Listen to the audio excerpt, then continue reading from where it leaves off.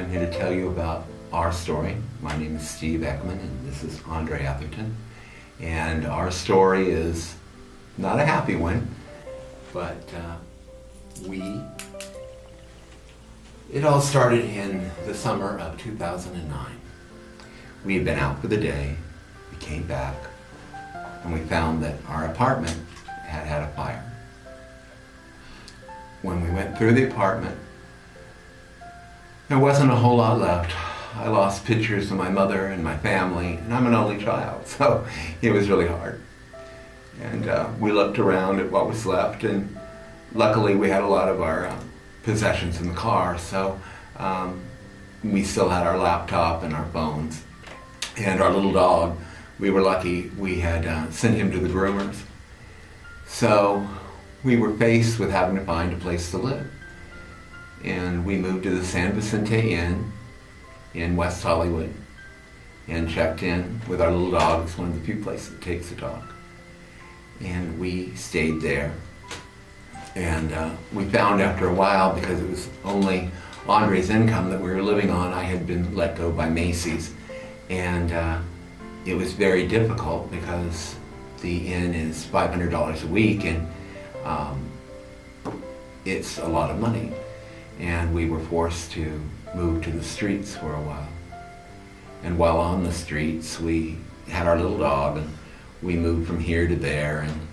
And when you're a senior citizen, an older person, you're not used to living on the ground and eating what little you can get on your GR and food stamps, having to eat out of grocery stores and not being able to have so much cooked food. And he had gone to the nursing agency, and they had told him that they had a position, but it was in San Diego. And so we took the apartment. We had to wait about a month before the apartment was ready. We stayed in a Quality Inn, and we stayed there. And unbeknownst to us, that when the contract came to an end, we came to an end. They came and they threw us out with all our belongings, threw us out to the street, and they hadn't even given him his final check yet.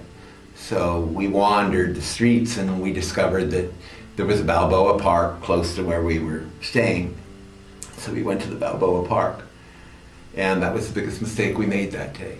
We went to the Balboa Park. We were so sleepy from staying up at night and walking and walking and walking, and just exhausted. And we went to the park, and we laid under a huge old oak tree. Went to sleep, didn't even know anything. And our little dog was so tired from walking and walking, he curled up with us and was just sound asleep. Unbeknownst to us, about 4 guys crawled up on us and started yelling at us and kicking us and hitting us. And they were area supremacists who tried to kill us. And they kept trying and trying to hit us, and we kept putting our arms up and arms up. Well, eventually you just give in, and you're hit and you're bloodied, and our little dog was trying to bite them and was screaming and carrying on, but I was trying to hold him back because I was afraid they'd kill him, and I didn't want my dog killed.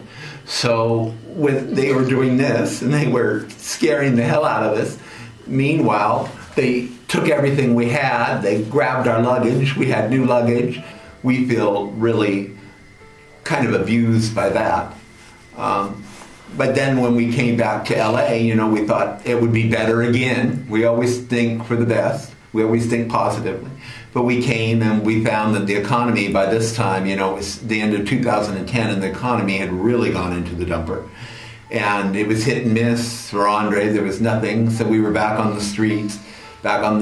I tried to pursue every venture I could. I went to City Hall. I went everywhere I'd been told to go. And there was really not that much for seniors, that everything was geared towards the kids. They were building I was told they were building a place for the kids to stay for them. There was nothing for seniors. I mean, there's really Path Hollywood, and that's all there was, but you were put on a list. It was a 3-month list to get in.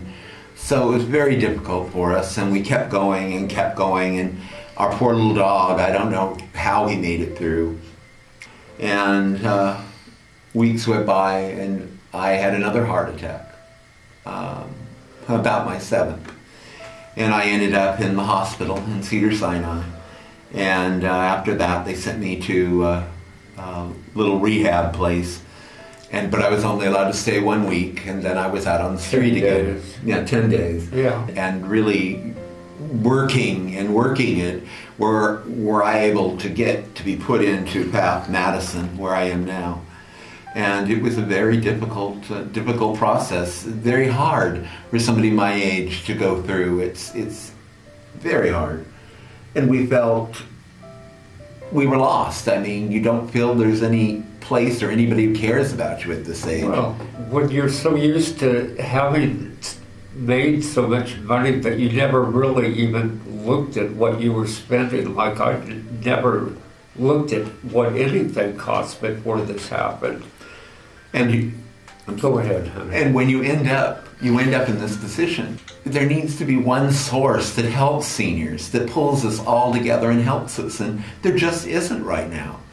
And we feel very bad about that. You know, we weren't together, we were in two separate paths. People didn't understand why we weren't together, and in the meanwhile, I went over one day and I ended up losing my little dog.